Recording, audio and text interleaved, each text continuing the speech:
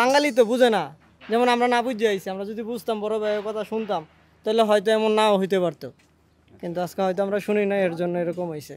আমরা আসছি এজেন্টের কাছে, এজেন্ট কত কিছু বইলে আসে যে কোম্পানি করবো সেই করবো, আসলে কিচ্ছুই না। টাকা জমা দিছি, ভিসাটাও দিতেছে না। তাহলে এখন যদি আমার ইমিগ্রেশন পুলিশে ধরে, আমি কি জবাব দেবো ওনাদের কাছে? ওরা তো আমার নিয়ে যাবো পাইলেই। আমি কিন্তু এজেন্টে টাকা দিছি বাংলার মাধ্যমে, এই বাংলা টাকা দেয় না, বলে পাসপোর্ট করার জন্য, ভিসার জন্য। হ্যাঁ হ্যাঁ, দিতেছে না। এখন তো বিশাল সমস্যার মধ্যে। তো এরকমই এজেন্ট দালাল যাই বলেন একই। আর বাংলাদেশ সরকার তো আরও বেশি, কিন্তু ওরা তো কিছু করতে পারে না, ওদেরকে সিন্ডিকেট, ওরা তো আর কিছু করতে পারে না এজেন্টকে। ওরা তো মাস শেষে বা বছর কিছু টাকা দেয় সরকারকে, এর জন্য ওরা থম ধরে থাকে। বাংলাদেশ এম্বাসি আছে, থাকা আর না থাকে একই সমান।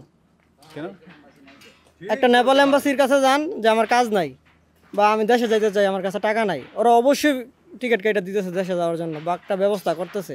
যে কোনো সমস্যা একটা নেপাল এম্বাসি যখন তখন সমাধান করতেছে কোম্পানির এটাকে। আর বাংলাদেশ এম্বাসি ঢুকতেই পারবেন না গেলে। ওরা তো আছে ঠিকই বাংলাদেশের টাকা দিয়ে, কিন্তু বাঙালি যে দেশ আছে ওরা মনেই করে না। ওরা মনে করে যে ওইটি তো আছে, মরে থাক, ওইটি আঙ্গ দেখার দরকার নাই, ওটা ওইসব মনে করে। এইভাবেই চলতেছে। এম্বাসিরে সরকার কিছু বলে না, সরকারের মতো থাকে, টাকা পাইতেছে।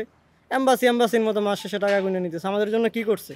এই যে আজকে আমরা যাই আছি মালয়েশিয়াতে, আজকে থেকে বাঙালি নাই, বাঙালিদের জন্য কি করছে?